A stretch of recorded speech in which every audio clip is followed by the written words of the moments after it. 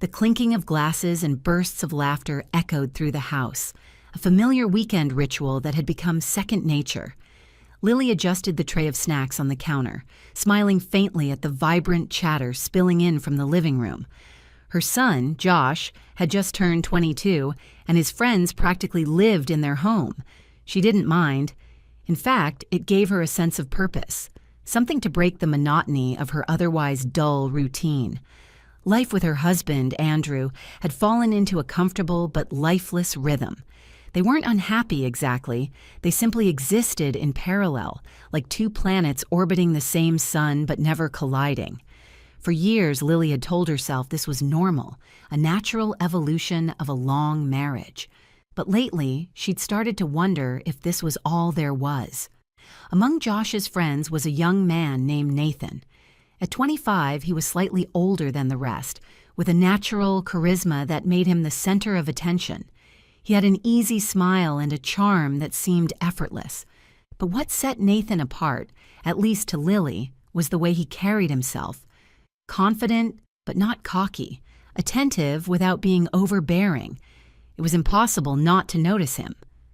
On this particular Saturday, Lily found herself alone in the kitchen when Nathan walked in.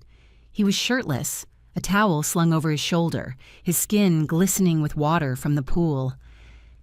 "Mrs. Harper," he said, his voice warm and teasing. "Need any help?" Lily's heart fluttered despite herself. She shook her head, forcing a smile. "I'm fine, thank you. You should get back to the others." But Nathan didn't leave. Instead, he leaned against the counter, watching her with a quiet intensity that made her pulse quicken. "You always take care of everyone else," he said softly. "When do you take care of yourself?" The words caught her off guard. For a moment, she forgot how to breathe. There was something in his tone, in the way he looked at her, that made her feel seen in a way she hadn't in years. She laughed nervously, brushing off the comment. "That's what moms do," she replied, focusing on the platter in front of her. Nathan didn't push further, but the moment lingered long after he left. That night, as Lily lay in bed beside Andrew, the memory of Nathan's words played over and over in her mind. The days that followed were filled with fleeting interactions, a glance here, a casual comment there. Lily told herself it was harmless, a silly crush that would pass. But deep down, she knew it was more than that. Nathan's presence had awakened something in her, something she'd buried for years. One evening, Josh announced he'd be going out with friends, but left Nathan behind, saying he wasn't feeling well. Lily offered to make Nathan some tea, and they sat together in the living room. The house was unusually quiet, the usual cacophony of voices replaced by a stillness that felt charged. They talked for hours, their conversation flowing effortlessly. Nathan listened with an attentiveness that was disarming, his eyes never leaving hers.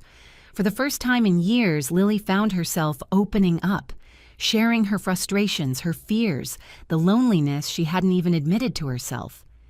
"You're incredible, Mrs. Harper," Nathan said, his voice barely above a whisper. "You deserve to feel alive." Before she could respond, he leaned in and kissed her. It was soft at first, hesitant as if testing the waters. Then it deepened, igniting a fire Lily hadn't felt in years. The sound of the front door opening jolted them apart. Josh's voice called out, and panic surged through Lily as Nathan quickly stepped back. The rest of the evening passed in a haze, guilt and exhilaration warring within her. Lily avoided Nathan the next day, telling herself it had been a mistake, a moment of weakness.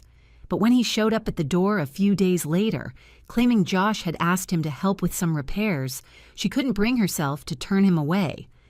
As Nathan worked on the cabinet in the laundry room, the air between them was thick with unspoken tension. When he finished, he turned to her, his face serious. "Lily," he began, his use of her first name startling her. "About the other night—" "It can't happen again," she interrupted, her voice trembling. "It was a mistake." Nathan stepped closer, his expression unreadable. "Was it?" he asked softly. "Because I can't stop thinking about you." Lily's resolve wavered. Every rational thought screamed at her to walk away, to end this before it spiraled out of control. But when Nathan reached out, brushing a strand of hair from her face, the walls she'd built around herself crumbled. She closed the distance between them, their lips meeting in a kiss that was both desperate and tender. The weeks that followed were a whirlwind of stolen moments and whispered confessions. They were careful, but the secrecy only heightened the intensity of their connection. For the first time in years, Lily felt truly alive, her days filled with a giddy anticipation she hadn't known she was capable of. But the weight of what they were doing was always there, lurking in the background. One evening, as they sat together in Nathan's car parked in a secluded spot, he turned to her, his expression serious. "Lily, we can't keep this up forever," he said. "What do you want from this? From me?" The question hung in the air, heavy with implication. Lily hesitated, torn between her desire for Nathan and her responsibilities to her family. "I don't know," she admitted. "I just know I don't want it to end." Nathan's jaw tightened, but he nodded. "Then we'll figure it out," he said simply. Their affair took an unexpected turn when Lily discovered she wasn't the only one keeping secrets. One afternoon, while tidying up Josh's room, she stumbled upon a series of messages on his tablet. They were from Nathan, and the tone was far from friendly. The messages revealed a side of Nathan she hadn't seen, a manipulative streak that sent a chill down her spine. Confronting him was inevitable. When she finally did, Nathan didn't deny it. Instead, he tried to justify his actions, claiming he was protecting her. "You deserve better than this life, Lily," he said, his voice laced with desperation. "Better than him." The realization hit her like a punch to the gut. She'd been so caught up in the fantasy of their connection that she'd ignored the warning signs. Nathan wasn't the solution to her unhappiness. He was a symptom of it. Ending things with Nathan was one of the hardest decisions Lily had ever made. He didn't take it well, showing up at the house unannounced, pleading with her to reconsider.